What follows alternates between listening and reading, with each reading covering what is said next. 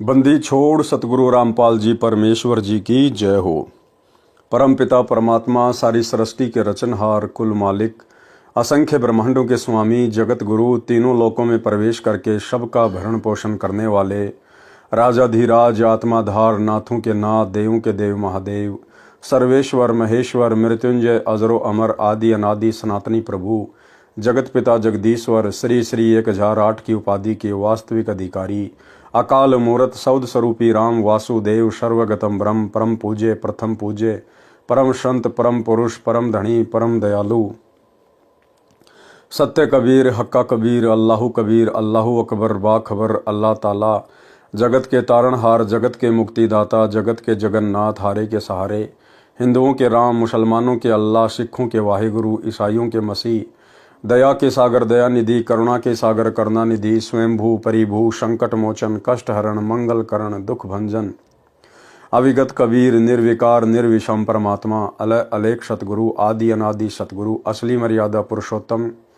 असली राम असली कृष्ण असली घनश्याम असली मुरारी राजाओं के राजा महाराजाओं के महाराजा शहनशाहों के शहनशाह सम्राटों के सम्राट भगवानों के भगवान अल्लाहों के अल्लाह प्रभुओं के प्रभु मसीहाओं के मसीह सच्चे वाहिगुरु बाबाओं के बाबा पीरों के पीर सेठों के सेठ जगत सेठ सावड़सा सेठ सर्वगुण संपन्न अनंत कोटि कलाओं के स्वामी अनंत कोटि ब्रह्मांडों के नायक योगियों में महायोगी ध्यानियों में महाध्यानी सिद्धों में परम सिद्ध ज्ञानियों में तत्व ज्ञानी ब्रह्म ज्ञानी महाज्ञानी परम ज्ञानी सर्वश्रेष्ठ ज्ञानी विज्ञानी युवा कबीर समरथ कबीर असमवात अमित ओझा सच्चे रहनुमा करीम अल्लाह सुभान अल्लाह दुनिया के अंतिम पैगंबर 8 सितंबर 1951 से गांव धनाना जिला सोनीपत हरियाणा भारतवर्ष की पावन भूमि पे प्रकट रियल कल की भगवान श्री नारायण साकार हरि श्री बाबा साहिब शब्द स्वरूपी राम संत श्रोमणी सतगुरु रामपाल जी परमेश्वर जी के चरण कमल में साध संगति से जुड़े हुए देश विदेश से आपरम सभी सत्सेवक भाई बहनों का अनंत कोटि दंडवत प्रणाम।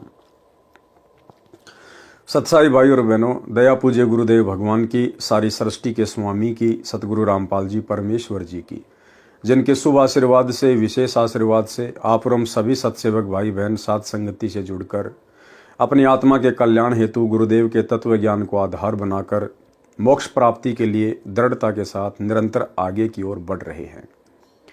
भाई और बहनों, पूज्य गुरुदेव जी के कर कमल से लिखित पवित्र पुस्तक मुक्ति बोध के ऊपर वीडियो बनाने की श्रृंखला जारी है। इसी श्रृंखला में आज हमारा ये 20वें नंबर का वीडियो है।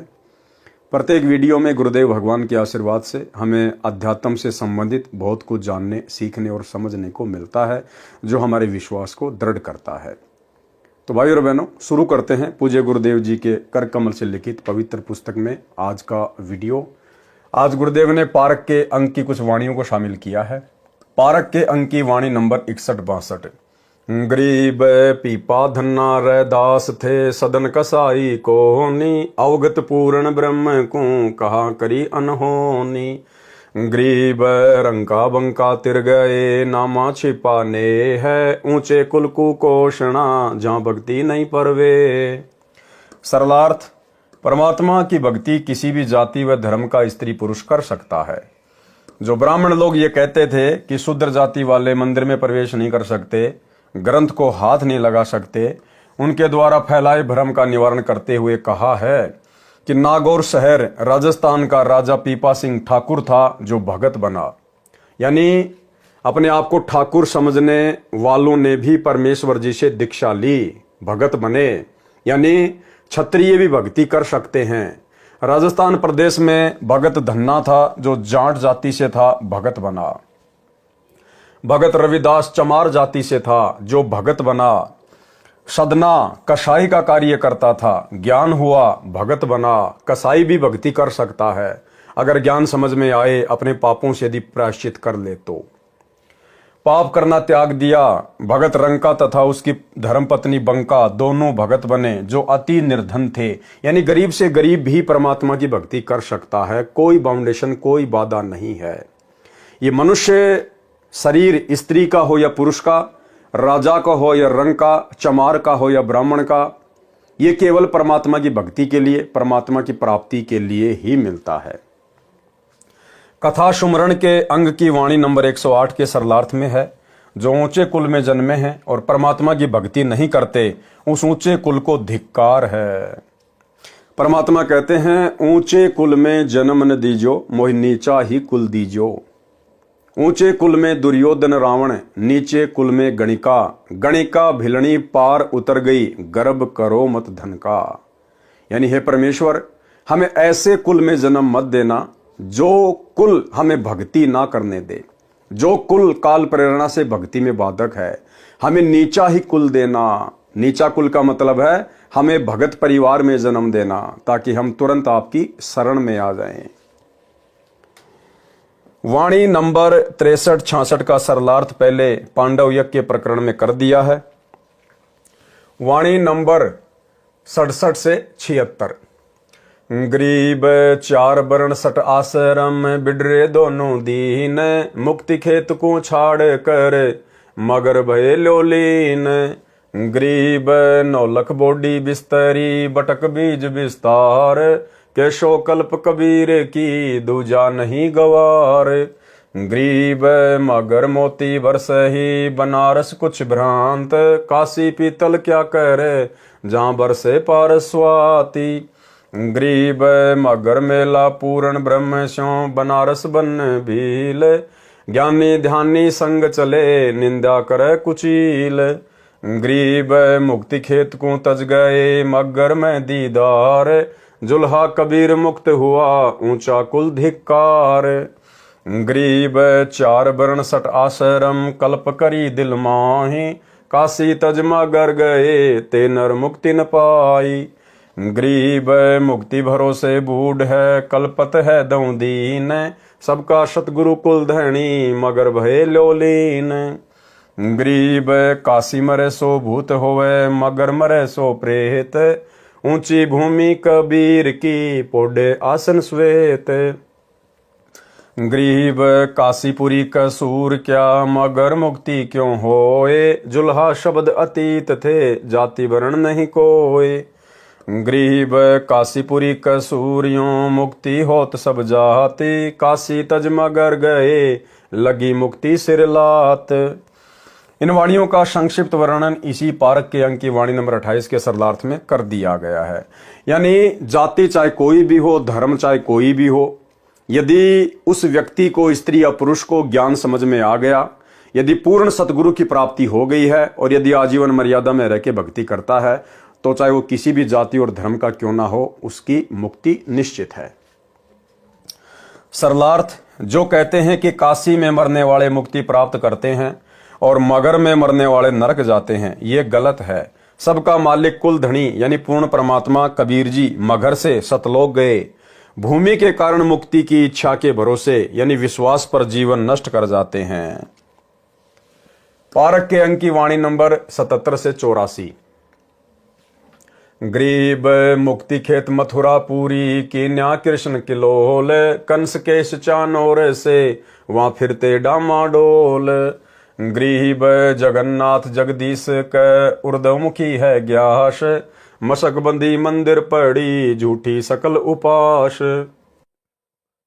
गरीब एकादशी अजोग है, एकादश दर है सार। द्वादश दर मध्य मिलाप है, साहिब का दीदार। गरीब महातम नाथ है, ब्रह्म मुहूर्त माही। काशी गया प्रयाग मध्य, सतगुरु शरणा नाही। गरीब कोटि जतन जीव करत है, दुविधा दीन जाए। साहिब का शरणा नहीं, चाले अपने भाई। गरीब जीव जीवा से ज्यों जड़या, जल कै माही सूक। सतगुरु पुरुष कबीर से, रहे अनंत जुग कूक। गरीब जीव जीवा से ज्यों जड़या, जल से मान्या दोष। सकल अविद्या विष भर्या, अग्नि परे तब पोष। गरीब राम रमे सो राम है, देव रमे सो देव। भूतो रमे सो भूत है, सुनो संत सुरभेव। सरलार्थ जो कहते हैं कि मथुरा वृंदावन में जाने से मुक्ति होती है, वे सुनो। उसी मथुरा में जहां श्री कृष्ण लीला किया करते थे, आप उस स्थान पर जाने मात्र से मोक्ष मानते हो। उसी मथुरा में कंस केसी जो राक्षस था तथा चाणूर जो पहलवान था, वो भी रहते थे। जो श्री कृष्ण जी ने ही मारे थे। इसलिए सत्य साधना करो और जीव कल्याण कराओ, जो यथार्थ मार्ग है। कोई जगन्नाथ के दर्शन करके और एकादशी का व्रत करके मोक्ष मानता है, ये गलत है, शास्त्र विरुद्ध है। कोई काशी नगर में, कोई गया नगर में जाने से मोक्ष कहते हैं, वे भूल में हैं। यदि पूर्ण सतगुरु की शरण नहीं मिली है तो मोक्ष बिल्कुल नहीं होगा। जब तक तत्वदर्शी सतगुरु नहीं मिलेगा, शंका समाप्त नहीं होगी। सब अपने स्वभाववश भक्ति मार्ग पर चल रहे हैं, जो व्यर्थ है। एक जवासे का पौधा है, वह बारिश के दिनों में यानी जल से सूख जाता है। सब पौधे जल से हरे भरे होते हैं, परंतु जवासा का पौधा जल से नष्ट हो जाता है। इसी प्रकार कर्महीन व्यक्ति सत्य ज्ञान सुनकर जल मरते हैं, झगड़ा करते हैं, बिल्कुल नहीं मानते। अन्य पुण्यात्माएं सत्य ज्ञान सुनकर गदगद होते हैं, कल्याण करवा लेते हैं। गीता अध्याय 9 श्लोक 25 वाला प्रकरण है, जिसमें कहा है कि यानी देवव्रता देवान पितरन यांत्री पितृव्रता भूतानी यांति भूतेजा यांति मध्याजिन अपिमाम। अर्थात देवताओं को पूजने वाले देवताओं को प्राप्त होते हैं, यानी देवताओं के लोक में जाके उनके नौकर बन जाते हैं, उनके गण बन जाते हैं। पितरों को पूजने वाले पितरों को, यानी जो लोग ये श्राद्ध वगैरह निकालते हैं, ये अपने पितरों के लोक में चले जाते हैं, भूत बन जाते हैं। भूतों को पूजने वाले भूतों को प्राप्त होते हैं। मेरा पूजन करने वाले भी मुझे प्राप्त होते हैं। गरीब राम रमेशो राम है, देवत रमेशो देव, भूतो रमेशो भूत है, सुनो संत सुरभेव। अर्थात जो परमात्मा की भक्ति करते हैं वे परमात्मा जैसे गुणों वाला अमर पद प्राप्त करते हैं। अर्थात परमात्मा कबीर जी को प्राप्त होते हैं। जो देवताओं की भक्ति करते हैं वे देवताओं जैसे गुण वाले हो जाते हैं। जन्म मरण सदा रहता है, स्वर्ग जाते हैं, पुण्यों को खर्च कर पुनः जन्म मरण के चक्कर में गिरते हैं। जो भूतों की पूजा करते हैं, श्राद्ध निकालते हैं, पिंडदान करते हैं, अस्थि उठाकर गंगा पर मुक्ति हेतु ले जाते हैं, 13वीं महीना आदि क्रियाक्रम करते हैं, पितर बनते हैं और माँ कष्ट उठाते हैं, फिर नरक में जाते हैं। 84 लाख प्रकार के प्राणियों के शरीरों में कष्ट भोगते हैं। वाणी नंबर 85 से 95। ग्रीब कली कली का रस लिया, भवर कमल कुशोंदी, ज्ञान गधेर पर चढ़े पड़े 18 बोधी। ग्रीब जैसी अमरकंद है, कवल केत की बाश, प्राण तजे हरि ना भजे, यो जग गया निराश। ग्रीब माला गिर में गुण कहाँ, भवंग लिपटे आए, शीतल पुण्यों चंदर ज्यों, तपती बुझावे ताही। ग्रीब सलील सलोने संत हैं, 8 कवल समाधि, दिल दर्पण मन मुस्कला, रिंचक नहीं उपाधि। ग्रीब श्वेत वर्ण शुभ रंग है, जहाँ लगाए नैन, दूजे की आशा नहीं, चढ़े रहत हैं गैन। ग्रीब गैन गगन में चढ़ रहे, श्वेत भूमि का भीर, सीप नहीं सायर नहीं, मोती बिन ही नीर। ग्रीब सुरती निशाना नैन में, मन मंजन कर घोटी, नृत्य निरंतर लग रही, करे लाख में चोट। ग्रीब मुकर खुल्या मालिक मिल्या, नैन बैन बिलाश, धरनी चले सेवन भले, चढ़े रहे आकाश। ग्रीब जय कोई रमे सो गगन में, धरनी धरे न पावे, सब ही भूले भर्म में, कहाँ रंक कहाँ रावे। ग्रीब कवल कलीधर चोज है, रिम जिम होए, गगन फुहारे छूटे रहे, तहाँ संत मुख धोए। ग्रीब यों है पंथ कबीर का, सतगुरु को शैल, अनंत कोटि कुल पंथ है, कोई न पावे गैल। सरलार्थ जो विकार करते हैं, तरह तरह के गाने बजाने, शराब आदि का नशा करते हैं, पर स्त्री भोग पुरुष करते हैं, पर पुरुष भोग स्त्री करती है, भक्ति करते नहीं, वे उस तरह विकारों के वश होकर फंसकर मर जाते हैं जैसे भंवरा भिन्न भिन्न फूलों का आनंद लेता रहता है, शाम के समय फूल बंद हो जाता है, भंवरा उसमें फंसकर मर जाता है। संतों की संगत करने से जीव को शांति मिलती है, मोक्ष मिलता है। जैसे चंदन के पेड़ के तने में शीतलता होती है, सर्प को विष के कारण गर्मी लगती है, गर्मी के मौसम में चंदन के वृक्ष के तने के चारों ओर सर्प लिपटे रहते हैं। माला गिरे यानी चंदन में शीतल करने का गुण है, चांद में भी रात्रि में शीतलता का आभास होता है। ऐसे शांत संत हैं जो शरणागत की तपत बुझाते हैं अपने ज्ञान से, अपने आशीर्वाद से। साधक का ध्यान सदा ऊपर परमात्मा के सुख सागर सतलोक में रहता है। वे पृथ्वी पर इधर उधर भ्रमण नहीं करते, तीर्थों धामों पर नहीं जाते। क्या कह रहे हैं परमात्मा कि जिसको ये सतज्ञान मिल जाता है, सतलोक की जानकारी हो जाती है, फिर उन साधकों का, उन भक्तों का ध्यान सदा सतलोक में रहता है कि मुझे तो यहां से निकलना है, सतलोक जाना है। एक चिंता सी बनी रहती है। फिर वे इस पृथ्वी पर भटकते नहीं फिरते, तीर्थों पर, धामों पर, तीर्थ धामों पर नहीं जाते, सत्य साधना करते हैं। लेकिन भाइयों और बहनों, 2014 बरवाला कांड के बाद, गुरुदेव भगवान के जेल जाने के बाद उनका कलयुगी परिवार, उनके दोनों बेटे, गुरुदेव का कलयुगी भाई और जितने भी कोऑर्डिनेटर हैं, ये सब तीर्थ धामों पर धक्के खाते फिरते हैं। श्री राम जन्मभूमि अयोध्या, रामलला प्राण प्रतिष्ठा के समय सतलोक आश्रम मैनेजमेंट हरियाणा ने उन तीर्थ धामों पर भंडारे लगा दिए। आन उपासकों के लिए भंडारे शुरू कर दिए कि आओ आन उपासना करो, हम संत रामपाल जी के नालायक भगत तुम्हारे लिए खाने पीने की व्यवस्था में तत्पर हैं। ये पाखंड पूजा मत छोड़ना, रामलला की मूर्ति के दर्शन करना मत छोड़ना और खाने पीने की चिंता मत करना। हम पृथ्वी के सबसे बड़े महामूर्ख सतलोक आश्रम मैनेजमेंट हरियाणा वाले तुम्हारी सेवा में तत्पर हैं। तो ये तो सतज्ञान मिलने के बाद भी तीर्थों पर धक्के खाते फिर रहे हैं। भक्तों के बेचारों के ज्योति पाठ और दान धर्म का पैसा आन उपासना में भंडारे लगा लगा के बर्बाद कर रहे हैं। परमात्मा कबीर जी का ये पंथ भक्ति मार्ग है। जीव सतलोक की सैल करता है। इसके अतिरिक्त अनेकों पंथ तथा उनके कुल यानी गद्दी परंपरा है। किसी को सतलोक वाली गली अर्थात मार्ग का ज्ञान नहीं। वाणी नंबर 96। गरीब त्रिलोकी का राज सब, जय जीव को कोई दे, लाख बधाई क्या करे नहीं इस नाम से ने। सरलार्थ, यदि कोई सत्य साधना परमपिता परमेश्वर कबीर जी की नहीं करता है, यदि उस जीव को 3 लोक का राज्य मिल जाए तो उसे चाहे लाख बार बधाई दी जाए, नरक में जाएगा, उसका भविष्य अंधकारमय है। वाणी नंबर 97। गरीब रत्न जड़ाऊ मंदिर है, लख जो जन स्थान, साकट सगाना भेटिए, जय हो इंद्र समान।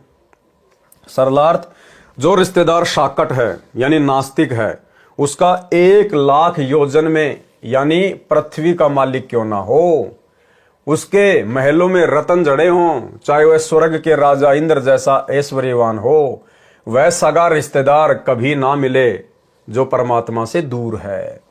उसके प्रभाव में आकर कच्चा भगत भक्ति त्याग कर नरक का भागी बन जाता है। गरीब संख कल्प जुग जीवना, ततना दर्शा रिंच, आन उपासना करते हैं ज्ञान ध्यान पर पंच। गरीब मारकंड की उम्र है, रब में जुड़ा नातार, पी व्रत से खाली गए साहिब के दरबार। सरलार्थ, यदि कोई संख कल्प तक जीवित रहे, ज्ञान जरा सा भी नहीं है, तत्व ज्ञानहीन है, सत्य भक्ति से वंचित है, तो वह लंबा जीवन भी व्यर्थ है। 1 कल्प में 1008 चतुर्युग होते हैं, यानी ब्रह्मा का 1 दिन 1 कल्प कहलाता है। मार्कंडे ऋषि की लंबी आयु थी। यदि मार्कंडे ऋषि जितनी लंबी आयु है, परमात्मा से संपर्क हुआ नहीं यानी सत्य साधना की नहीं तो व्यर्थ है। प्रियव्रत नाम का राजा था, उसने 11 अरब वर्ष तक तप किया यानी शास्त्र विधि त्याग कर मनमाना आचरण किया। तप के बदले 11 अरब वर्ष का राज्य सुख भोगकर परमात्मा के दरबार में खाली होकर गया, नरक में डाला। 1 योजन 12 किलोमीटर का होता है। वाणी नंबर 100 से 107। गरीब कल्प करी करुणामयी, सुपच दिया उपदेश, सतगुरु गोरखनाथ गति, काल करम भयनेश। गरीब सबरी भी भक्ति करी, गौरी के दिल माही, उभय मुहूर्त सक्त दलीप, तीवा संसानाही। गरीब परीक्षित को सुखदेव मिले, 7 बार प्रचार, दुर्वासा भगवान गुरु, लगे कूचों की लार। गरीब पूर्ण पुरुष कबीर को, तारे गीत व्याध कुलहीन, गणिका चढ़ी विमान में, महिमा विष्णु लीन। गरीब शंख स्वर्ग से है परे, शंख पतालों सैल, एता बड़ा इलाम है अलफ सिंह रजबैल। गरीब 52 बढ़िया सो देख ले, गजगरा उबरंत, सूक्ष्म रूप कबीर धरे, द्रौपदी चीर बडंत। गरीब कबीर पुरुष झिलमिला, उदरे गज अरुग्राह, गगन मंडल से उतरे, कीन्या आनि सहाय। गरीब रंकार मुख ऊंचरे, टूटी गज की धीर, सर्वलोक सब ठोर है, अवगत अलग कबीर। सरलार्थ, परमात्मा कबीर जी द्वापर युग में करुणामय नाम से प्रकट थे। तब सुपथ सुदर्शन वाल्मीकि को उपदेश देकर पार किया, गोरखनाथ को भी समझाया। जिन जिन साधकों ने जिस स्तर की साधना तन मन से की तो उनको उस स्तर का लाभ मिला। जैसे भिलनी, गौरी यानी पार्वती तथा सट दिलीप जो दशरथ राजा का पिता था, रामचंद्र का दादा था, उसको पता चला कि मेरी केवल 2 मुहूर्त आयु शेष है। उसने 2 मुहूर्त सच्ची लगन से, सच्ची तड़प से साधना की तो स्वर्ग गया। इस प्रकार सबरी, भिलनी, पार्वती तथा सट दिलीप ने जैसी भक्ति की वैसा फल मिला, तीनों को कोई शंका नहीं। राजा परीक्षित को 7 दिन सुखदेव ऋषि ने भागवत सुधा सागर सुनाई थी। स्वर्ग तक गए। दुर्वासा ऋषि भगवान श्री कृष्ण के गुरु थे।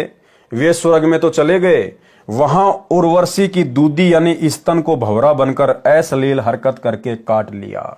यानी यहां तो कितना बड़ा ब्रह्मचारी साधु महात्मा बन के चला गया, श्री कृष्ण जी का गुरु कहला के चला गया, और ऊपर स्वर्ग में जाके क्या बकवाद की, वही विषय वासना। अपना धर्म नष्ट कर दिया, चोरी और सीना जोरी। उस नर्तका को भंवरे के काटने का दर्द हुआ, हाथ से भुंड को दूर फेंका तो स्वर्ग की धरती पर पटाख से गिरा, तो अपनी बेइज्जती मानकर उर्वशी यानी स्वर्ग की अप्सरा को श्राप दे दिया कि तू पृथ्वी पर गधी बनेगी। यानी यहां से ऊपर चला गया स्वर्ग में। और स्वर्ग में गुरुदेव कहते हैं वहां तो बकवाद है, वैश्यावर्ती है, इससे ज्यादा कुछ नहीं है। जो भक्ति आपने यहाँ की, जैसी भी की, उसका आनंद भोगो, फिर वहां पर अपनी भक्ति बर्बाद करो, अपने पुण्य बर्बाद करो। वो तो 7 स्टार होटल है, जो मांगोगे वही मिलेगा। तो वहां जाने के बाद दुर्वासा ऋषि अन्य ऋषियों के साथ, देवताओं के साथ बैठकर उर्वशी का डांस देख रहा था। अर्धनग्न होकर लड़कियां वहां नाचती हैं, जैसे यहाँ पर बारों में, कल्बों में लड़कियां नाचती है पैसों के लिए, बड़े बड़े लोगों के लिए। ऐसे ही वहां पर बकवाद है। उर्वशी नाच रही थी वहां पर अर्धनग्न होके। दुर्वासा ऋषि के मन में काल प्रेरणा से विषय वासना जागृत हो गई। उसने भंवरे का रूप बनाया और उस लड़की के स्तन को काट लिया, दूधी को काट लिया उसने। अब भाई और बहनों, नॉर्मल सी बात है, कहीं भी अगर कोई मक्खी मच्छर लड़ेगा तो हाथ तो मारेंगे हम। तो ऐसे ही उस उर्वशी ने ऐसे हाथ मारा तो दुर्वासा के लगी और दुर्वासा नीचे जमीन पर पटाख से पड़ा। अब बाकी सब लोग वहां बैठे थे, सब लोग जानते थे कि ये दुर्वासा ऋषि है, इसकी सीट खाली है और ये बकवाद करने गया है। तो जैसे दुर्वासा नीचे गिरा पटाख से, उसी समय सारे हंसने लग गए और दुर्वासा ऋषि ने उसको श्राप दे दिया कि मैं तेरे साथ में मिलन करना चाहता था, शारीरिक संबंध बनाना चाहता था, लेकिन तूने मुझे अस्वीकार कर दिया। तो श्राप दे दिया कि तू पृथ्वी पे जाके गधी बनेगी। उस नाचने वाली को भंवरे के काटने का दर्द हुआ, हाथ से भुंड को दूर फेंका तो स्वर्ग की धरती पर पटाख से गिरा। तो अपनी बेइज्जती मानकर उर्वशी यानी स्वर्ग की अप्सरा को श्राप दे दिया कि तू पृथ्वी पर गधी बनेगी। इतना दुष्ट था दुर्वासा और ऋषि की पदवी प्राप्त था। श्राप देने का उद्देश्य यह था कि तूने मेरे से तो मिलन किया नहीं, अब गधी बनेगी और गधों से मिलन किया करेगी, तब तेरी इज्जत कहां जाएगी जो तूने मुझे नकार दिया। सभा में अपनी बेइज्जती मानकर ऐसा किया। पृथ्वी पर दुर्वासा ऋषि ब्रह्मचारी बना फिरता था। पृथ्वी पर तो वो दुर्वासा ऋषि ब्रह्मचारी बना फिरता था। स्वर्ग जाकर पकड़ा गया, वहां जाकर उसकी बकवाद सामने आ गई। जो उस उर्वशी को श्राप दिया उसका दंड भी दुर्वासा को मिलेगा। अब देखो क्या कह रहे हैं भाई और बहनों गुरुदेव, कि पृथ्वी पर दुर्वासा ऋषि ब्रह्मचारी बना फिरता था और स्वर्ग जाकर पकड़ा गया। इसी प्रकार ये हमारे बड़े भाई सतलोक आश्रम मैनेजमेंट हरियाणा वाले, ये बड़े बड़े भगत, परम भगत, कोऑर्डिनेटर, गुरुजी के बेटा बेटी, भाई बंधु, ये सतलोक आश्रमों में तो एक नंबर के भगत बने फिरते थे। 2014 बरवाला कांड से पहले हर किसी को देवता नजर आते थे, लेकिन जैसे ही बरवाला कांड हुआ, गुरुदेव भगवान ने वो परीक्षा का दौर शुरू किया। आज इन सब की सच्चाई सामने आ गई, सबकी हकीकत सामने आ गई। गुरुजी के बेटा बेटी भाई बंधु रिश्तेदार ये कोऑर्डिनेटर, दो धेले का ज्ञान नहीं है, दो धेले का गुरुजी का तत्व ज्ञान एक छींट भी इनके हृदय में नहीं समाई, एक छींट भी। और टोटल पिछले 10 वर्षों से इन्होंने गुरुदेव के जेल जाने के बाद परमात्मा की आत्माओं से गुरुदेव के भक्ति विधान और सत्संगों के खिलाफ कर्म करवाए। टोटल तो आश्रम में तो एक नंबर के भगत दिखाई देते थे, लेकिन गुरुदेव के जेल जाने के बाद, जैसे दुर्वासा की हकीकत सामने आई ऊपर जाने के बाद, ऐसे ही बरवाला कांड के बाद आज इन सब का पाखंड, अज्ञान, काला चिट्ठा, कुकर्म पूरे भगत समाज के सामने है। पृथ्वी पर दुर्वासा ऋषि ब्रह्मचारी बना फिरता था, स्वर्ग जाकर पकड़ा गया। जो उस उर्वशी को श्राप दिया उसका दंड भी दुर्वासा को मिलेगा। पूर्ण परमात्मा कबीर जी ने गिद्ध तथा व्याध को उनकी भक्ति अनुसार लाभ दिया। अब भाई और बहनों, ये कथा दास ने कभी पढ़ी नहीं है, हो सकता है गुरुदेव भगवान ने कभी सत्संगों में जिक्र किया हो, लेकिन अभी तक दास के सामने आई नहीं है, इसलिए अपन कुछ कह नहीं सकते इसके बारे में। कभी गुरुदेव भगवान जब आएंगे अपने मिशन को पूरा करके हिसार जेल से, उसके बाद गुरुदेव भगवान के मुख कमल से ही क्या है ये कथा गिद्ध और व्याग की, ये उनके मुख से सुनने को मिलेगी। पूर्ण परमात्मा कबीर जी ने गिद्ध तथा व्याग को उसकी भक्ति अनुसार लाभ दिया। गणिका यानी वैश्या का उद्धार किया। बलि राजा की यज्ञ में बावना बने, फिर विशाल रूप किया। गज तथा मगरमच्छ युद्ध कर रहे थे तो उनकी भी गति भक्ति अनुसार की। द्रौपदी का चीर भी परमात्मा कबीर जी ने बढ़ाया। द्रौपदी श्री कृष्ण जी की भगत थी, इसलिए बढ़ाई श्री कृष्ण को मिली। परमात्मा कबीर जी सर्वलोकों में सब स्थानों में विद्यमान है। वाणी नंबर 108 से 111। गरीब 87 छिक गए, साग पत्र किया भेंट, सब साहनपति साह है कबीर जगत सेठ। गरीब देही माही विदेह है, साहिब नर स्वरूप, अनंत लोक में रम रहा शक्ति कै रंग न रूप। गरीब लघु दीर्घ देवा पुरुष, नर जैसा उन्मान, सतगुरु सोई जानिए मुक्ति करत है प्राण। गरीब शत भक्ति परम पुरुष की, जय कर जान कोय, सतनाम तारी लगे दिल दर्पण को धोए। सरलार्थ, जिस समय ऋषि दुर्वासा राजा दुर्योधन की बात मानकर पांडव जो 12 वर्ष का वनवास काट रहे थे उनको श्राप देने के लिए 88,000 साथी ऋषियों को लेकर वन में गए, तब परमात्मा कबीर जी श्री कृष्ण अर्थात श्री विष्णु रूप बनाकर पांडवों के डेरे में गए थे। जब दुर्योधन के कहने पर दुर्वासा ऋषि 88,000 साधु संतों को लेकर जंगल में चला गया पांडवों के पास में, क्योंकि उस समय पांडव अज्ञातवास भोग रहे थे, उनका लास्ट का वो वर्ष था। और दुर्योधन चाहता था कि मैं दुर्वासा को भेज दूं जंगल में उनके पास में, और पांडव 88,000 साधु संतों को भोजन करवा नहीं पाएंगे, और दुर्वासा एक नंबर का एक क्रोधी आदमी है, ये उनको श्राप दे देगा।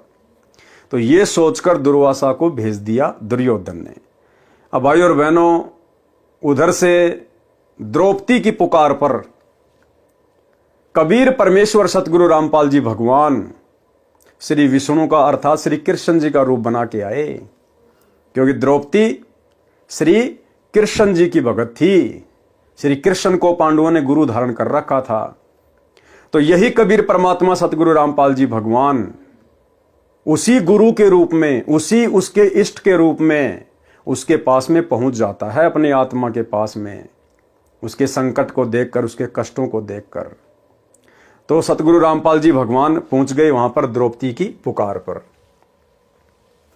तब परमात्मा कबीर जी श्री विष्णु रूप बनाकर पांडवों के डेरे में गए थे। शाग पत्र, बथुए के साग का पत्ता भोजन के पात्र में शेष बचा था, उसको पानी में डालकर घोलकर वह पानी पिया।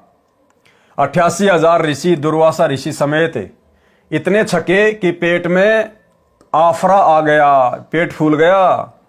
जैसे गधे लेट लगाते हैं, ऐसे सब ऋषिगण व दुर्वासा ऋषि भोजन हजम करने के लिए लेट लगा रहे थे। जब दुर्वासा ऋषि वहां पहुंचा 88,000 ऋषियों के साथ में, तो युधिष्ठिर को बड़ी चिंता होगी कि ये तो दुर्योधन का सिखाया हुआ आया है और ये तो श्राप देगा। अगर भोजन नहीं करवाया तो युधिष्ठिर ने द्रौपदी से कहा कि द्रौपदी, धर्म संकट में है, हमारी इज्जत आपके हाथ में है। तो द्रौपदी ने कहा कि फिलहाल तो मैं भी कुछ नहीं कर सकती, मेरे पास तो ये पात्र है सूर्य देव का दिया हुआ, और जब तक मैं खाना नहीं खा लेती तब तक चाहे पूरी पृथ्वी भोजन कर ले, इसमें भोजन समाप्त नहीं होता। लेकिन मैं भी भोजन कर चुकी हूं, अब तो ये कल ही काम करेगा।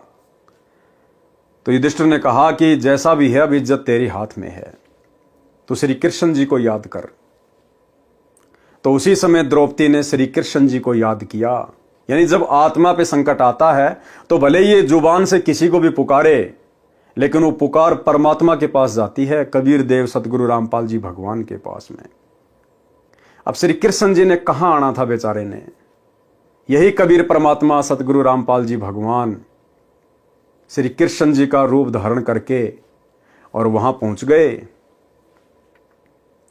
और वहां पहुंचने के बाद मालिक ने कहा कि भाई क्यों याद किया, तेरा पत्र मेरे पास में गया। पत्र यानी तेरी पुकार। हम जब पाठ प्रकाश की वाणियां पढ़ते हैं तो उसमें सारा जिक्र है ये कि भाई तेरी पाती, तेरा पत्र मेरे पास में आया है, यानी तेरी पुकार, तेरी प्रार्थना मेरे पास में आई है, क्या संकट आ गया। तो उन्होंने सारी बात बता दी। तो गुरुदेव भगवान ने श्री कृष्ण रूप में कहा कि भाई पहले मुझे कुछ भोजन कराओ, पहले मुझे भोजन कराओ, तब मैं इन ऋषियों की भूख को शांत करूंगा, इनका पेट भरूंगा।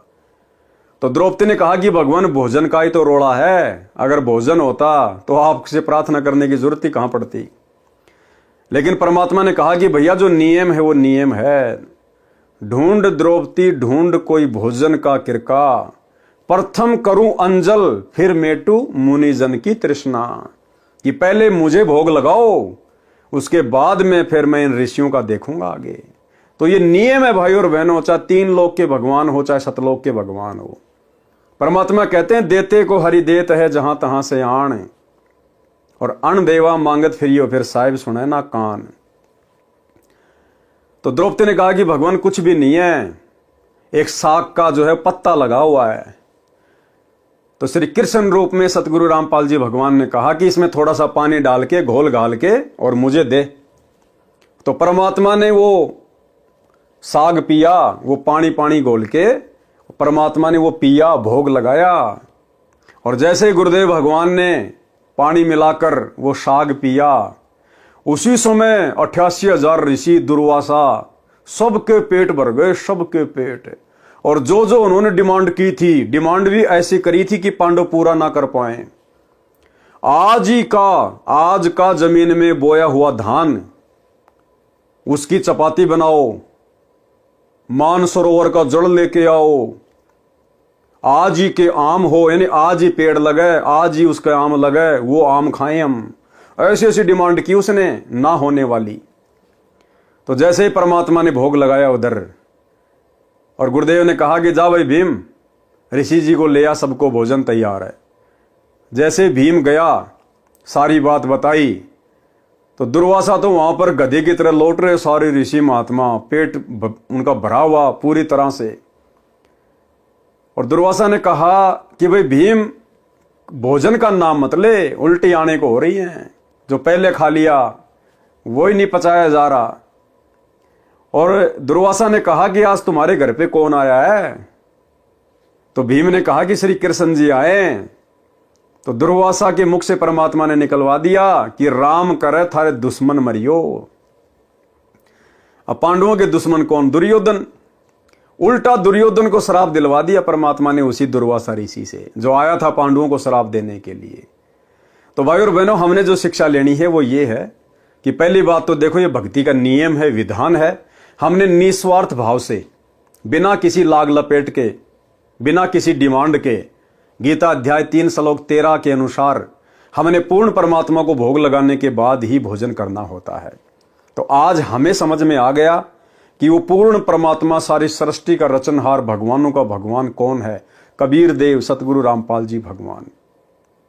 तो हमने इनको भोग की आरती के साथ, क्योंकि हमारे को विधि भी बता रखी है गुरुदेव ने भोग की आरती, और हम सत्सेवक भाई बहन प्रतिदिन जितनी बार भी हमारे घर में भोजन बनता है, नाश्ता बनता है, हम सर्वप्रथम गुरुदेव भगवान को चौकी लगाकर, क्योंकि घर घर आसन लग चुके हैं, परमात्मा के बेड लग चुके हैं, गुरु को हमने इष्ट मान लिया है, तो सर्वप्रथम अपने गुरुदेव भगवान को भोग की आरती के साथ भोग लगाते हैं। उसके बाद में हम उसको प्रसाद के रूप में ग्रहण करते हैं। तो कहने का मतलब है, ये तो है गीता जी के अनुसार विधान।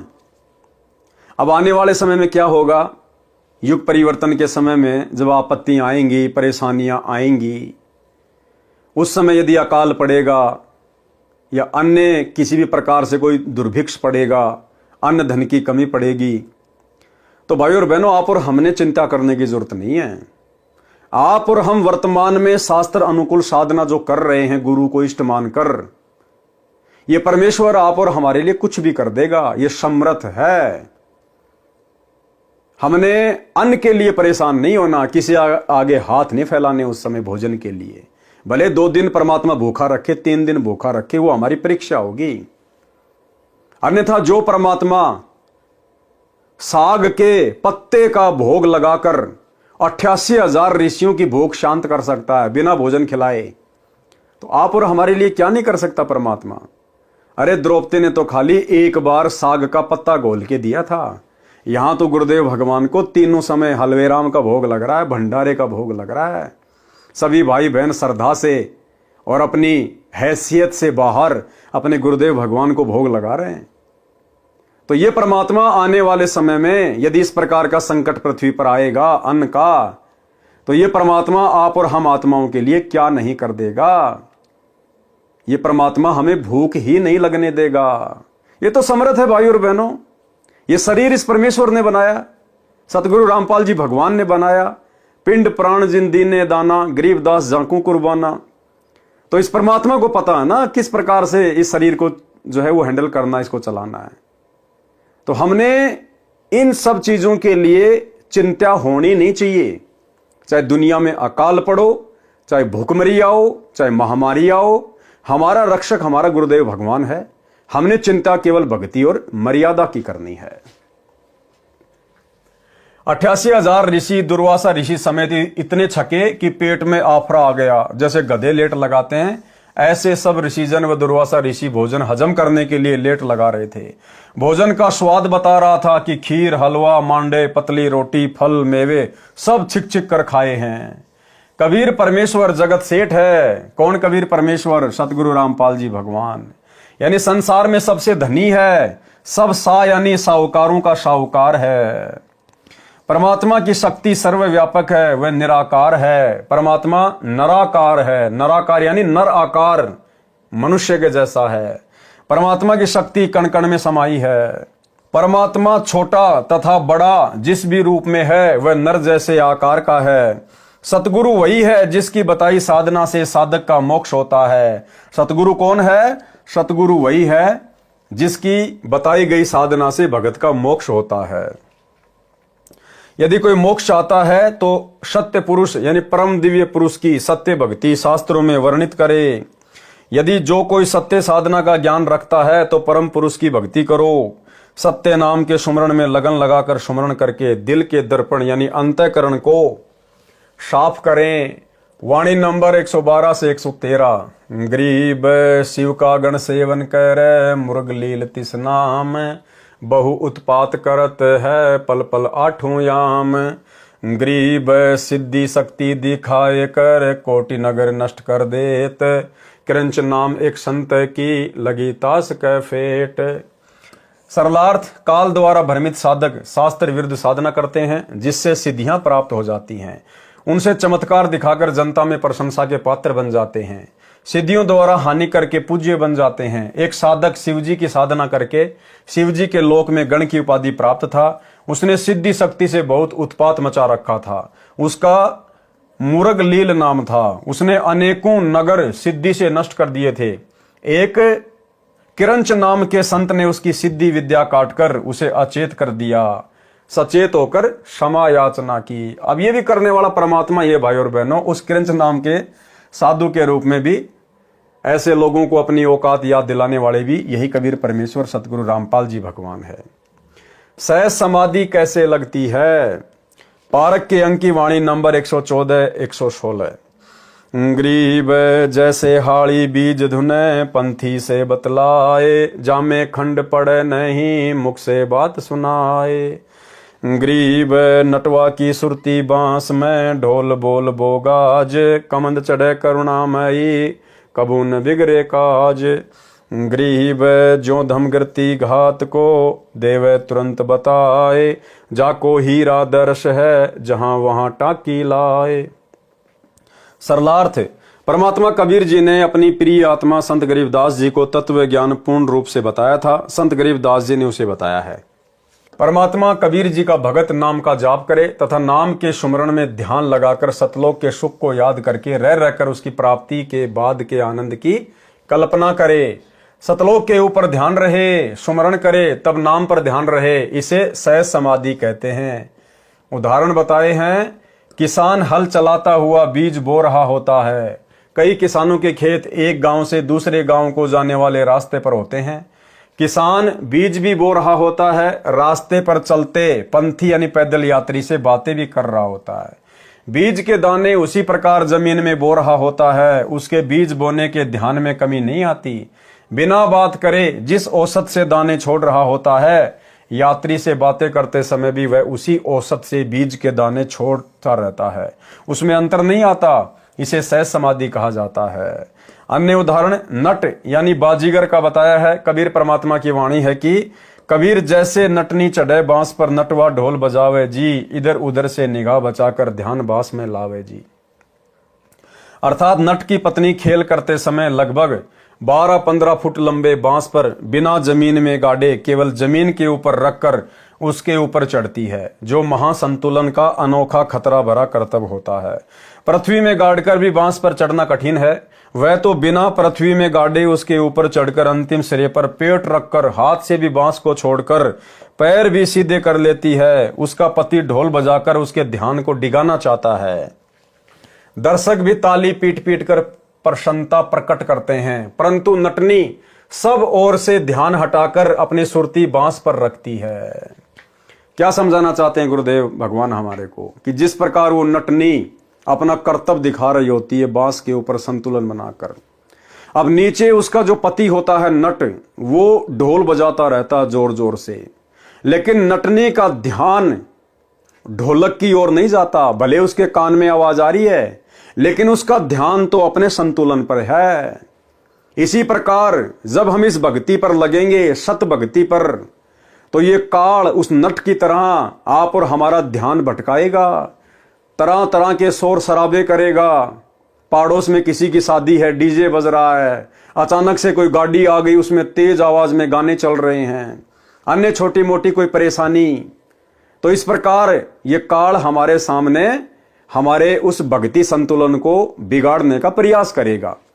दूसरी तरफ जो दर्शक होते हैं वो उसके कर्तव्य को देखकर तालियां बजाते हैं, उसकी प्रशंसा कर रहे हैं, लेकिन वो नटनी प्रशंसा पर ध्यान नहीं देती, वो अपने संतुलन पर ध्यान रखती है।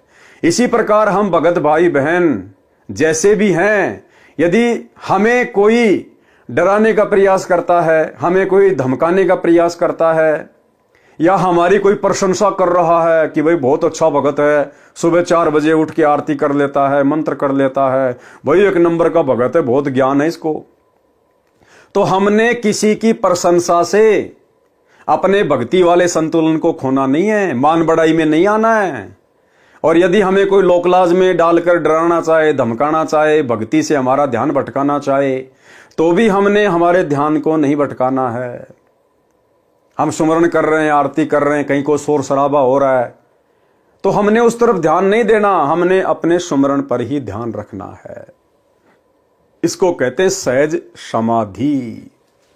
दर्शक भी ताली पीट पीट कर प्रसन्नता प्रकट करते हैं, परंतु नटनी सब ओर से ध्यान हटाकर अपनी सुरती बांस पर रखती है। इसलिए अपना कर्तव्य यानी चमत्कारी अनोखा कार्य करने में सफलता प्राप्त करती है। कहीं कहीं नट यही कर्तव्य दिखाता है, अन्य ढोल जोर जोर से बजाता है, वह भी अपने ध्यान को बांस में एकाग्र करके सफल हो जाता है। इसी प्रकार भगत को नाम के सुमरण में ध्यान एकाग्र करके जाप करना चाहिए। भले ही कोई गाना गा रहा है या गाने की किसी यंत्र में चलाकर ऊंची आवाज से सुन रहा है, भगत का ध्यान उस ओर ना जाए, यह सहज समाधि है। अन्य उदाहरण दिया है धमगर्ती, पत्थर में हीरे को बताने वाला ध्यान से उस पहाड़ के पास खड़ा हो जाता है जिसमें हीरा है। हीरा पत्थर को चीरकर किस दिशा की ओर चल पड़ता है। धमगिरती ध्यान से उसकी गति यानी मूवमेंट को जानता है। साथ में खड़े व्यक्ति अपनी बातें कर रहे होते हैं परंतु धमगिरती का ध्यान हीरे की चाल पर होता है। धमगिरती बता देता है कि इतनी देर में हीरा इतने फुट तय करेगा, उसी अनुसार पहाड़ को काटा जाता है। उसकी गहराई भी धमगिरती बता देता है। हीरा चलता चलता उस पहाड़ के कटे हुए स्थान यानी खाई में गिर जाता है। हीरे का व्यापारी उसे प्राप्त कर लेता है। भगत को परमात्मा के नाम रूपी हीरे पर निरंतर ध्यान रखकर परमात्मा रूपी लाल को प्राप्त करना चाहिए। यानी गुरुदेव भगवान का कहने का आशय है कि हम भक्तों ने भले हमारी कोई इज्जत करे, चाहे हमारी कोई बेइज्जती करे या हमें भक्ति में कोई डिस्टर्ब करे, हमने उस तरफ ध्यान नहीं देना है। हमने जैसा भी है अपनी भक्ति, सुमरण, सत्संग, आरती, इन्हीं चीजों पर अपना ध्यान लगा के रखना है। सतगुरु की भूमिका, पारक के अंक की वाणी नंबर 117 से 122। गरीब कदली बीच कपूर है, ताही लखे ना कोए, पत्थर घुंगची बरण है, तहां वहां लीजे जोए। गरीब गजमोती मस्तक रहे, घूमे फील हमेश, खान पान चारा नहीं, सुन सतगुरु उपदेश। गरीब जिनकी अजप्पा ध्वनि लगी, तिनका यो ही हवाल, सो राप्ती पुरुष कबीर के, मस्तक जाके लाल। गरीब सीप समुंदर में रहे, बूढ़े सवाती समोए, वहां गजमोती जद भवे, तब चुंबक चिड़िया होए। गरीब चुंबक चिड़िया चंच भरी, डारे नीर बिरोल, जद गजमोती निपजे, रतन भरे चहडोल। गरीब चुंबक तो सतगुरु कहा, स्वाति शिष्य का रूप, बिन सतगुरु निपजे नहीं, राव रंक और भूप। सरलार्थ, इन वाणियों में सतगुरु की भूमिका प्रमाण सहित समझाई है। कहा है कि केले के पेड़ के कोइये, केले का पूरा पेड़ पत्तों से निर्मित है। सबसे ऊपर वाला पत्ता गोलाकार में कीप की तरह ऊपर से चौड़ा गोलाकार, नीचे कम परिधि का होता है, बीच में थोता यानी खाली होता है। उस गोल पत्ते के खाली भाग को कोइया कहते हैं। उसमें स्वाति नक्षत्र की वर्षा की बूंद गिर जाती है तो उस केले के पत्ते में कपूर बन जाता है। केला शिष्य है, स्वाति सतगुरु का मंत्र जाप है। नाम यदि योग्य शिष्य को दिया जाता है तो उसमें भक्ति रूपी कपूर तैयार होता है, मोक्ष मिलता है। अन्य उदाहरण हाथी का दिया है। कहा है कि हाथी के मस्तिष्क में एक स्थान परमात्मा ने बनाया है। स्वाति नक्षत्र की बारिश की बूंद चुंबक नाम की चिड़िया पृथ्वी पर गिरने से पहले अपने मुख में ग्रहण कर लेती है। वह कभी कभी हाथी के मस्तक पर बैठी होती है। उसका स्वभाव है कि बारिश की बूंद को मुख में डालूं, फिर उसका कुछ अंश मुख से नीचे गिर जाता है, वह उस हाथी के मस्तक में बने सुराग में गिर जाता है। ये सुराग हर किसी हाथी के मस्तिष्क में नहीं होता है। परमात्मा ने बताया किसी किसी हाथी के मस्तिष्क में वो छिद्र होता है। ठीक इसी प्रकार भाइयों और बहनों, हर भगत मोक्ष प्राप्ति का अधिकारी नहीं होता है कि सतगुरु ने सबको नाम दे दिया तो सबका मोक्ष हो जाएगा, सभी अधिकारी हैं। कोई कोई आत्माएं होती हैं जो मोक्ष प्राप्त करती हैं। ये उदाहरण गुरुदेव इसीलिए दे रहे हैं कि हर हाथी के माथे पर मस्तिष्क में वो छेद नहीं होता जो चुंबक नाम की चिड़िया स्वाति नक्षत्र की बूंद को उस छेद में डाल देती है, फिर उसमें मोती बन जाते हैं बहुत सारे। उसका स्वभाव है कि बारिश की बूंद को मुख में डालूं, फिर उसका कुछ अंश मुख से नीचे गिर जाता है, वह उस हाथी के मस्तक में बने सुराग में गिर जाता है। उससे हाथी के माथे में बने सुराग के अंदर मोती बनने लग जाते हैं। जैसे माता का गर्भ का बच्चा बढ़ता है तो माता का पेट भी बढ़ता रहता है, फिर समय आने पर बच्चा सुरक्षित जन्म लेता है। इसी प्रकार हाथी के उस मोती उद्गम सुराग में कई चुंबक चिड़ियां स्वाति की बूंदें डाल देती हैं। हाथी के मस्तक वाले मोती उद्गम स्थान में सैकड़ों मोती तैयार हो जाते हैं। समय पूरा होने पर अपने आप निकलने लगते हैं, ढेर लग जाता है। ये स्थान सब हाथियों में नहीं होता है, वो छिद्र सब हाथियों के मस्तक में नहीं होता। इसी प्रकार हर आत्मा मोक्ष प्राप्ति की अधिकारी नहीं होती है। इसमें हाथी शिष्य है, चुंबक चिड़िया सतगुरु है, स्वाति बूंद नाम है, जैसे ऐसे सतगुरु रूप चुंबक चिड़िया सच्चे नाम रूपी स्वाति शिष्य के हृदय में डालते हैं, भक्ति तथा मोक्ष रूपी मोती बनते हैं। जिस हाथी के मस्तक के अंदर मोती होते हैं उसे अंदर ही अंदर नशा हो जाता है, वह मस्ती में मतवाला होकर घूमता रहता है, चारा खाना भी छोड़ देता है। जिन भक्तों ने सतगुरु जी से उपदेश सुनकर दीक्षा लेकर सच्चे मन से जपा तो उनकी ऐसी दशा हो जाती है, वे कबीर परमात्मा के हाथी हैं जिनके हृदय में भक्ति रूपी लाल बन जाता है। अर्थात फिर उस भगत को संसार की कोई टेंशन नहीं, वो अपनी भक्ति में मस्त रहता है। उसको लोक लाज मान बढ़ाई राग द्वेष ईर्ष्या से कोई लेना देना नहीं होता है।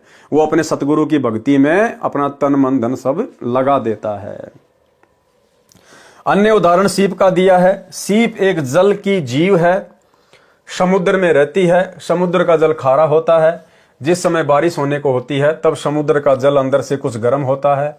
उस उष्णता से सीप को बेचैनी होती है, वह जल के ऊपर आकर मुख खोल लेती है। यदि उस समय बारिश की बूंदें गिर जाती हैं तो सीप को शांति हो जाती है, अपना मुख बंद कर लेती है। उस जल को जो सीप के मुख में गिरा स्वाति कहते हैं। जिस सीप में स्वाति गिरी उसमें मोती बन जाता है। कुछ समय उपरांत परिपक्व होकर मोती जल में गिर जाता है। इस उदाहरण में सीप तो शिष्य है, स्वाति दीक्षा मंत्र है, बादल सतगुरु है। सीप से मोती अपने आप नहीं निकलता। एक सुकच मीन वह मोती के ऊपर के मांस को खाने के लिए उसको टक्कर मारती है कि इस मांस के अंदर घुसकर खाऊंगी, परंतु वह मांस मात्र प्याज के जाड़े जैसा रक्त वर्ण का होता है। सुकच मछली की टक्कर से मोती सीप से निकल समुद्र में गिर जाती है। यहाँ सुकच मीन तो सार शब्द है, स्वाति सतनाम है। यदि सुकच मीन टक्कर नहीं मारती है तो वह मोती सीप में ही गलकर नष्ट हो जाता है। गरीब सुकच मीन मिलता ना भाई तो स्वाति सीप ए ले जाई। अर्थात संत गरीबदास जी ने बताया है कि यदि सुकच मछली नहीं मिलती तो सीप तथा उसमें गिरी स्वाति व्यर्थ जाती। सुकच मछली सार शब्द जानो। सार शब्द सतनाम के जाप को सफल करता है। सतगुरु सार शब्द देता है। सार शब्द कौन देता है? सतगुरु देता है। अब वर्तमान में कौन दे रहा आप सबको पता है। इसी प्रकार भगत को प्रथम नाम द्वितीय नाम मिल जाए, सार नाम नहीं मिला तो मोक्ष नहीं होगा, वह जीवन व्यर्थ गया, परंतु अगला मनुष्य जन्म स्त्री पुरुष का मिलेगा। उस जन्म में सतगुरु मिले और सब तीनों नाम मिल गए तो मोक्ष हो जाएगा। सतगुरु के बिना जीव का कल्याण संभव नहीं है। वाणी नंबर 123 से 125। गरीब अदर सिंहासन गगन में, बोरंगी बरिया में, जाका नाम कबीर है, सारे सबके काम। गरीब पड़या धनी से काम है, प्रहलाद भक्ति को बूझी, नरसिंह उतरया अरस से, किने न समझी गूजी। गरीब नर मृगेश आकार होए, कीनी संत सहाय, बालक वेदन जगत गुरु, जानत है सब माए।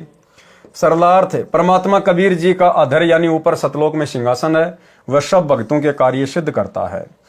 प्रहलाद भगत को धनी यानी परमात्मा से काम पड़ा तो परमात्मा ने उसका कार्य सिद्ध किया। प्रहलाद भगत से पता करो कि कैसी अनहोनी परमात्मा ने की थी। परमात्मा समर्थ कबीर आकाश से उतरा था, हिरण्यकशिपु को मारा था। नर यानी मानव, मृगेश यानी सिंह रूप बनाकर संत प्रहलाद की सहायता की थी। जैसे बच्चा भूखा प्यासा होता है तो उसकी पीड़ा को माता जानती है, दूध जल पिलाती है, ऐसे जगत गुरु अपने शिष्य के कष्ट को जानता है। कौन? जगत गुरु। ऐसे जगत गुरु अपने शिष्य के कष्ट को जानता है, अपने आप कष्ट निवारण कर देता है भक्ति से, उसकी मर्यादा देखकर, उसके भाव देखकर। यानी प्रार्थना लगाने की जरूरत नहीं है जगत गुरु के पास में। क्या कह रहे हैं गुरुदेव? ऐसे ही जगत गुरु अपने शिष्य के कष्ट को जानता है, अपने आप कष्ट निवारण कर देता है, उसकी श्रद्धा देखकर, उसकी मर्यादा देखकर, उसकी भक्ति देखकर। वाणी नंबर 126 से 133। गरीब इस मोले के मुल्क में, दोनों दीन हमारे, एक बाम एक दाहिने, बीच बसे करतार। गरीब करता आप कबीर है, अविनाशी बड़ अल्लाह, राम रहीम करीम है, की जो सुरती निगाह। गरीब नर रूप साहिब धैणी, बसे सकल के माही, अनंत कोटि ब्रह्मांड में, देखो सब ही ठाई। गरीब घटमट महतत्व में बसे, अचराचर ल्योलीन, चार खानी में खेलता, ओ अलय बेदीन। गरीब कौन गड़े कौन फूकिए, चारों दाग दगंत, ओ इनमें आया नहीं, पूर्ण ब्रह्म बसंत। गरीब मात पिता जाके नहीं, नहीं जन्म प्रमाण, यो तो पूर्ण ब्रह्म है करता हंस अमान। गरीब आत्म और परमात्मा एक नूर जहूर, बिचकर झाई कर्म की ताते कई दूर। गरीब परमात्म पूर्ण ब्रह्म है आत्म जीव धर्म में, कल्प रूपी कल में पड़ा जासे लागे क्रम। सरलार्थ, परमात्मा के सब जीव हैं, दोनों धर्म हिंदू तथा मुसलमान हमारे हैं। एक परमात्मा के दाईं ओर जानो, दूसरा बाईं ओर, दोनों के मध्य में परमात्मा निवास करता है। अब देखो गुरुदेव क्या कह रहे हैं कि दोनों धर्म हिंदू मुसलमान परमात्मा के ही हैं। एक अगर दायां अंग है तो दूसरा बायां अंग है, बीच में कबीर परमात्मा सतगुरु रामपाल जी भगवान है। अब बताओ भाई, परमात्मा तो कह रहे हैं कि दोनों धर्म मेरे ही हैं, मेरे बच्चे हैं। और जब बांग्लादेश में हिंदुओं के ऊपर कह रहे थे कि अत्याचार हो रहे हैं, वहां के मुसलमान अत्याचार कर रहे हैं, और हिंदुस्तान के अपने आप को हिंदू कहने वाले, बजरंग दल वाले, विश्व हिंदू परिषद वाले मध्य प्रदेश के मंदसौर में रैलियां निकाल रहे थे, धरने निकाल रहे थे बांग्लादेश के मुसलमानों के खिलाफ। तो काल प्रेरणा से सतलोक आश्रम मैनेजमेंट हरियाणा ने मध्य प्रदेश की संगत को मुसलमानों के विरोध में उस रैली में शामिल कर दिया। अरे भाड़ में जाओ दुनिया, भाड़ में जाओ हिंदू, भाड़ में जाओ मुसलमान। आप और हम कौन हैं? हमारा मकसद क्या है? हम क्यों भक्ति से जुड़े हैं? दुनिया भर में ढिंढोरा पीटते हो, जीव हमारी जाति है, मानव धर्म हमारा, हिंदू मुस्लिम सिख ईसाई धर्म नहीं कोई न्यारा। और तत्वदर्शी संत के शिष्य होने के बावजूद किसी एक धर्म के विरोध में दूसरे धर्म के पक्ष में जाके बैठ गए तुम। धिक्कार है, धिक्कार तुम्हारे ज्ञान को। परमात्मा के सब जीव हैं, दोनों धर्म हिंदू तथा मुसलमान हमारे हैं। एक परमात्मा के दाईं ओर जानो, दूसरा बाईं ओर, दोनों के मध्य में परमात्मा निवास करता है।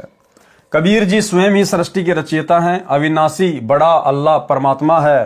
राम कहो, रहीम कहो, करीम दयालु है, कीजियो सुरती निगाह, ध्यान से देखो यानी विचार करो। परमात्मा मानव रूप में है, सबका मालिक सर्वव्यापक है। कोई तो मुर्दे को पृथ्वी में गाड़ देता है, कब्र बनाता है, कोई अग्नि में जला देता है। ये सब मुझे यानी कबीर परमेश्वर जी को अच्छा नहीं लगता। पूर्ण मुक्ति प्राप्त करो, वह तो परमात्मा चारों दागों में नहीं आता। एक जमीन में गाड़ते हैं, एक धर्म अग्नि में जला देता है, एक जल प्रवाह कर देता है, एक जंगल में पक्षियों के खाने के लिए डाल देता है। ये चार दाग कहे जाते हैं, परंतु परमात्मा कबीर जी किसी दाग में नहीं आते। वे साक्षात अजर अमर हैं, कबीर जी हैं। परमात्मा के कोई माता पिता नहीं है, उनके जन्म का कहीं पर प्रमाण नहीं है। कबीर परमात्मा पूर्ण ब्रह्म भक्तों को शांति प्रदान करता है। आत्मा तथा परमात्मा की एक जैसी छवि है, बीच में पाप कर्मों की झाई यानी मैल है, इसलिए परमात्मा जीव से दूर कहा जाता है। परमात्मा तो पूर्ण ब्रह्म बताया है, आत्मा जीव धर्म से जन्मती मरती है, इसलिए जीव धर्म में है। वाणी नंबर 134 से 141। गरीब कर्म लगे शिव विष्णु के, भर में तीनों देव, ब्रह्मा जुग 36 लग कछु न पाया भेव। गरीब शिव को ऐसा बर दिया, अपने ही परियाए, भागी फिरती हूँ लोक में, भस्मा गिरी लिए ताय। गरीब विष्णु रूप धरी छल किया, मारे भस्मा भूत, रूप मोहिनी धर लिया, बेगी सिंगारे दूत। गरीब शिव को बिंदु जराइया, कंदर्प किया नाश, फेरी बोरी प्रकाशिया, ऐसी मन की बांश। गरीब लाख लाख जुग तप किया, शिव कंदर्प के हेत, काया माया छोड़ कर ध्यान कवल शिव श्वेत।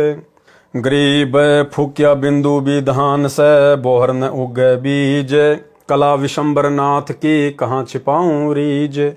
गरीब पार्वती पत्नी पलक परी, त्रिलोकी का रूप, ऐसी पत्नी छोड़ कर कहाँ चले शिव भूप। गरीब रूप मोहिनी मोइया, शिव से सुमरथ देव, नारद मुनि से को गिणे, मरकट रूप धरेव। वाणी नंबर 134 से 136 का सरलार्थ। सूक्ष्म मन की मार सभी जीवों पर गिरती है। जीव एक समान सूक्ष्म मन के सामने विवश है। जब तक पूर्ण सतगुरु नहीं मिलता, तब तक सूक्ष्म मन के सामने विवेक कार्य नहीं करता। हिंदू धर्म के श्रद्धालु श्री शिव जी को तो सक्षम मानते हैं, सब देवों का देव यानी महादेव मानते हैं। सूक्ष्म मन के कारण वे भी मार खा गए, क्योंकि वे भी जीव संज्ञा में हैं। प्रमाण, जिस समय भस्मासुर ने तप करके भस्म कंडा श्री शिव जी से वचनबद्ध करके ले लिया था, तब भस्मासुर ने शिव से कहा था कि मैं तेरे को भस्म करूंगा, तेरे को मारकर तेरी पत्नी पार्वती को अपनी पत्नी बनाऊंगा। तब डर के कारण श्री शिव जी भाग लिए। भस्मासुर में भी सिद्धियां थी, वह भी साथ दौड़ा। शिव जी भय के कारण अधिक गति से दौड़ा तथा एक मोड़ पर मुड़ गया। उसी मोड़ पर एक सुंदर स्त्री खड़ी थी। कौन थी सुंदर स्त्री? स्वयं कबीर परमेश्वर सतगुरु रामपाल जी भगवान ने उस सुंदर स्त्री का रूप बनाया, पार्वती का। उसी मोड़ पर एक सुंदर स्त्री खड़ी थी। उसने भस्मासुर की ओर अश्लील दृष्टि से देखा और बोली कि शिव तो आसपास रुकेगा नहीं, जाने दे, आजा मेरे साथ, मौज मस्ती कर ले, मैं तेरा ही इंतजार कर रही हूं। तुम पूर्ण मर्द हो, शक्तिशाली हो। भस्मासुर पर काम वासना का भूत सवार था ही, उसे और क्या चाहिए था। उसी समय रुक गया। युवती ने उसका हाथ पकड़कर नचाया। गंडस्थ नृत्य करते समय हाथ सिर पर करना होता है। भस्मासुर का भस्म कंडे वाला हाथ भस्मासुर के सिर पर करने को युवती ने कहा कि इस नृत्य में दायां हाथ सिर पर करते हैं, यह नृत्य पूरा करके मिलन करेंगे। ज्यों ही भस्मासुर ने भस्म कंडे वाला हाथ सिर पर किया तो युवती ने बोला, अर्थात परमेश्वर सतगुरु रामपाल जी भगवान ने बोला, भस्म। उसी समय भस्मासुर जलकर नष्ट हो गया। वह युवती भगवान स्वयं ही शिव शंकर की जान की रक्षा के लिए बने थे। भगवान स्वयं ही बने थे। विष्णु को तो फोकट की महिमा मिल गई, परंतु महिमा विष्णु को दी। विष्णु रूप में प्रकट होकर परमात्मा उस भस्म कंडे को लेकर श्री शिव के सामने खड़े हो गए तथा शिव से कहा कि हे शिव, इतने तेज क्यों दौड़ रहे हो। शिव ने सब बात बताई कि आप भी दौड़ जाओ, भस्मासुर मुझे मारने को मेरे पीछे लगा है। तब विष्णु रूपधारी परमात्मा ने कहा कि देख, आपका भस्म कंडा मेरे पास है।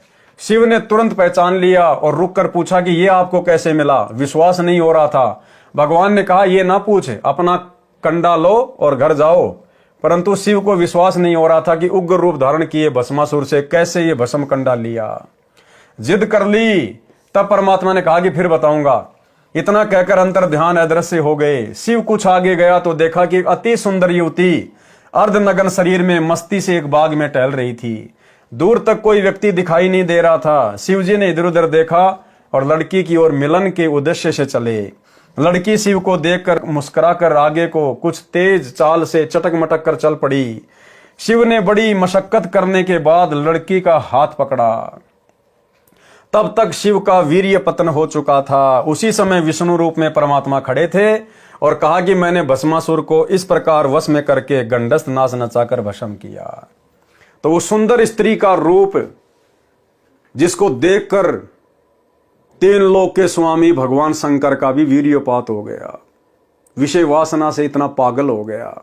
उस सुंदर युवती के रूप को देखकर, रूप किसने बनाया? गुरुदेव भगवान ने। भस्मासुर को सुंदर स्त्री का रूप बनाकर किसने गंडस्थ नाच नचाकर उसको भस्म किया? गुरुदेव भगवान ने। इसलिए भाई और बहनों, दास ने पिछले एक वीडियो में जिक्र किया था कि भाई और बहनों, आप और हमें तत्व ज्ञान मिल गया है। वैसे तो आप और हमारे पर गुरुदेव भगवान का आशीर्वाद है, परमात्मा ऐसी कोई गलती हमसे नहीं होने देंगे। फिर भी भाई और बहनों, क्योंकि मन जब तक शरीर है तब तक मन भी हमारे साथ में है, ये हमें भटकाने का प्रयास करेगा और कई बार परमात्मा भी भगत की परीक्षा ले लेता है। तो हमारे सामने यदि ऐसी कोई सुंदर युवती, कोई सुंदर स्त्री अगर कहीं टकरा जाए, मिल जाए, यात्रा करते समय, कहीं आते जाते समय, एकांत में, तो आप और हम भगत भाई बहनों ने उस सुंदरता में केवल अपने गुरुजी का मुख देखना है कि ये मेरे गुरुजी हैं भाई, मेरी परीक्षा ले रहे हैं, और चुपचाप वहां से चलता बने, अपना सुमरण पे ध्यान रखा है। ना सामने से आती हुई का चेहरा देखना है, ना पीछे मुड़कर उसकी पीठ को देखना है। और हमने हर किसी के अंदर अपने परमात्मा को देखना है। और वैसे भी गुरुदेव कहते हैं, पर नारी को देखिए बहन बेटी के भाव, कहे कबीर कामनाश का ये सहज उपाय।